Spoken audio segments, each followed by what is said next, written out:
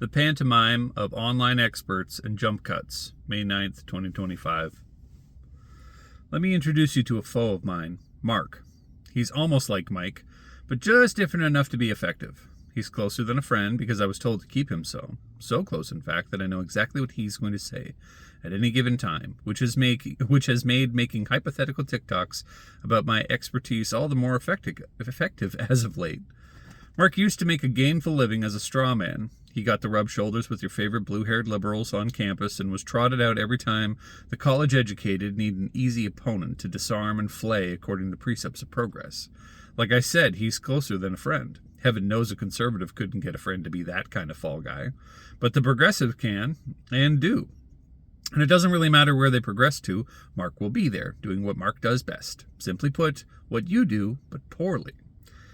That's why Mark is so handy. Ever need a level 1 bad guy to trounce? Mark's your guy. Ever need a bad argument said by someone as if it looks like a good one? Don't worry, Mark has a doozy waiting to laugh at and see through as if it weren't a glass clown. In fact, every time Mark comes out, I look good. And all it takes is a jump cut and some lighting changes, and you would never know that I was stating my opinions instead of proving my arguments, which is the main problem with sites like TikTok.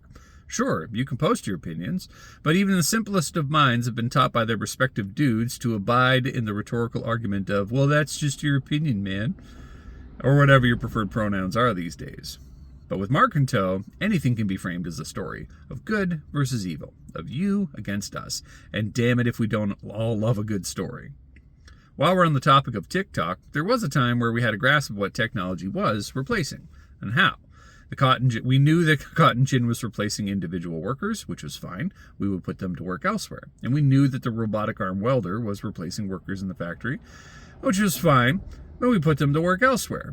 But what we didn't see along with the technological replacements was a technical replacement, one made of technique instead of metal and motion. The technique being the large-scale exposure and adoption of pantomime and double-role acting.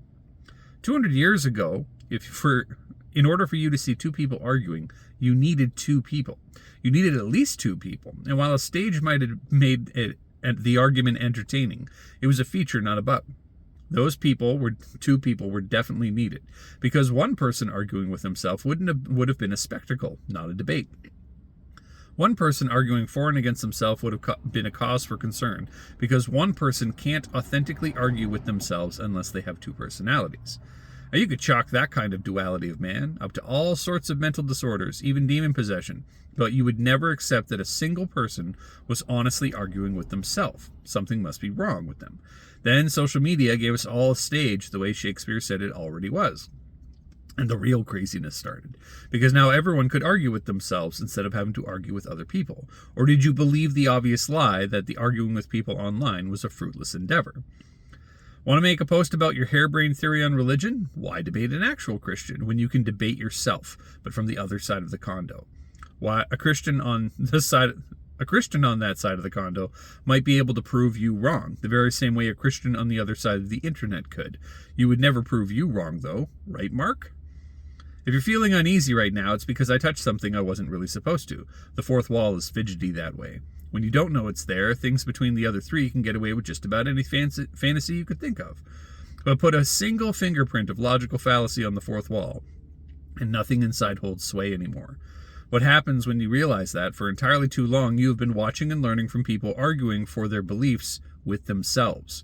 Demonstrably disordered mentally by their public actions, but socially acceptable because everyone's on TikTok these days.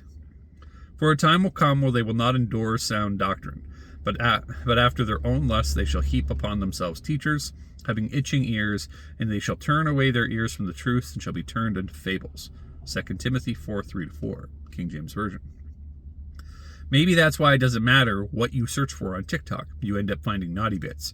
Not because you were looking for naughty bits, but because if people are crazy enough to talk to themselves for views, then they're definitely crazy enough to mislabel mundane things for sexual attention.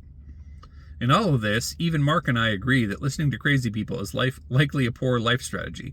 So take a good long look at who tells you what's real and true online, and ask yourself how that drama would unfold a dozen decades ago. Because if they would have been crazy then, they're still crazy now. You're just more comfortable now that you know how nice the padded room is for ideological naps. Though there would be madness, yet there'd be method in it. Polonius, Hamlet, William Shakespeare.